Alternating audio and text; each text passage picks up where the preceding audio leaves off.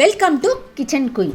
இன்னைக்கு நம்ம பார்க்க போகிற ரெசிபி கருப்பு உளுந்து வெஜிடபிள் அடை. அந்த காலத்தில் நம்ம பாட்டிங்கெல்லாம் அந்த கருப்பு உளுந்தில் நிறைய ஐட்டம் நமக்கு பாரம்பரியமாக செஞ்சு கொடுப்பாங்க. கருப்பு உளுந்து களி, கருப்பு உளுந்து உருண்டை, அந்த மாதிரி நிறைய செஞ்சு கொடுப்பாங்க. இந்த கருப்பு உளுந்து சேர்த்துக்கிறதுனால பெண்களுக்கு இந்த முட்டி பலம், இடுப்பு பலத்துக்கெலாம் ரொம்பவே நல்லது.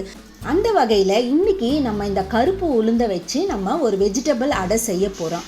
அது எப்படி செய்கிறதுன்றதை இந்த வீடியோவை நீங்கள் ஸ்கிப் பண்ணாமல் ஃபுல்லாக பார்த்தீங்கன்னா புரியும். வாங்க இப்போது வீடியோக்குள்ளே போகலாம்.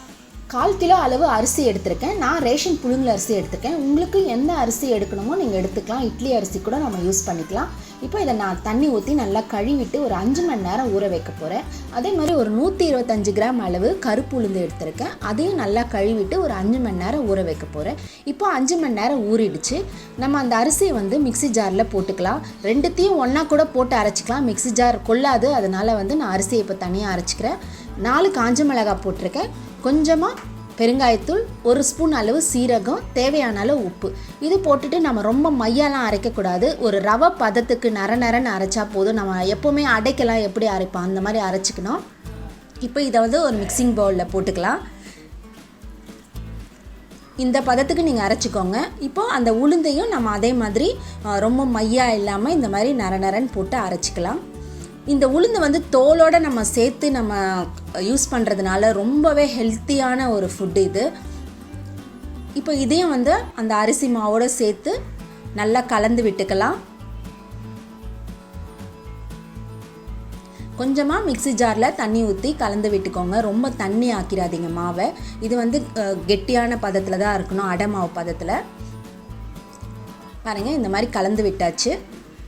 நம்ம இது கூட வெஜிடபிள் போட்டு செய்கிறதுனால இன்னும் கூடுதல் சுவையாகவும் கூடுதல் ஆரோக்கியமாகவும் இருக்கும். அதனால் இன்றைக்கி நம்ம இதில் காய்கறியெல்லாம் போட்டு நம்ம அடை சுட போகிறோம். இப்போ மாவு ரெடி ஆகிடுச்சு. இப்போ நம்ம ஒரு கடாயில் எண்ணெய் ஊற்றிக்கலாம்.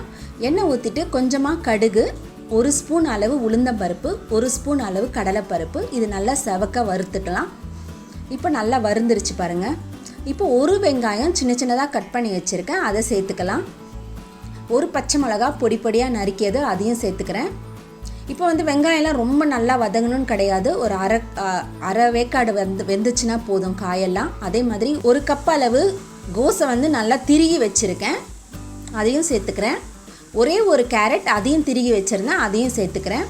ஒரு 10லேருந்து 12 பீன்ஸ் அளவு பொடியாக நறுக்கி வச்சுருந்தேன், அதையும் சேர்த்துக்கிறேன். சேர்த்துட்டு நல்லா கிளறி விடுங்க. நல்லா கிளறி விட்டுட்டு இப்போ நம்ம வாசனைக்காக கருவேப்பிலை சேர்த்துக்கலாம். கருவேப்பிலை போட்டிங்கன்னா நல்லா வாசனையாக இருக்கும். கொஞ்சமாக இந்த காய்க்கு தேவையான உப்பு மட்டும் சேர்த்துக்கோங்க. ரொம்ப அதிகமாக போட்டுக்காதீங்க, மாவில் ஆல்ரெடி போட்டிருக்கு. இப்போ கடைசியாக பொடியாக நறுக்கின தேங்காய் போட்டுட்டு கிளறிட்டு நம்ம ஸ்டவ் ஆஃப் பண்ணிக்கலாம். காய் ரொம்ப வேகணும்னு கிடையாது, ஏன்னா நம்ம அடையை தான் சுட போகிறோம். அதனால் பாதி வெந்தால் போதும். கொஞ்சமாக ஆறின பிறகு இந்த காயெல்லாம் நம்ம அந்த மாவில் சேர்த்துக்கலாம். சேர்த்துட்டு நல்லா கலந்து விட்டுருங்க. நல்லா ஃபுல்லாக எல்லா பக்கமும் படுற மாதிரி நல்லா கலந்து விட்டுருங்க.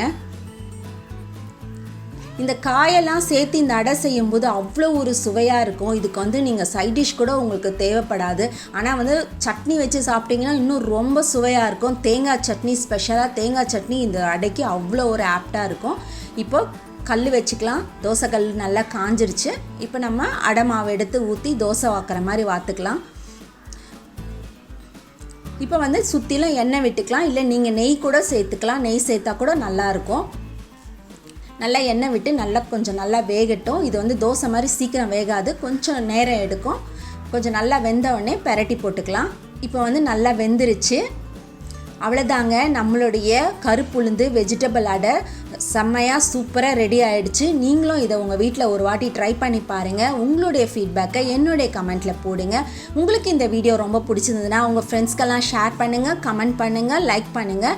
நம்முடைய சேனலை சப்ஸ்கிரைப் பண்ணாதவங்க சப்ஸ்கிரைப் பண்ணிக்கோங்க. பக்கத்தில் இருக்க பெல் பட்டனை மறக்காமல் கிளிக் பண்ணிக்கோங்க. மீண்டும் உங்களை அடுத்த ரெசிபியில் சந்திக்கிறேன். until then, bye.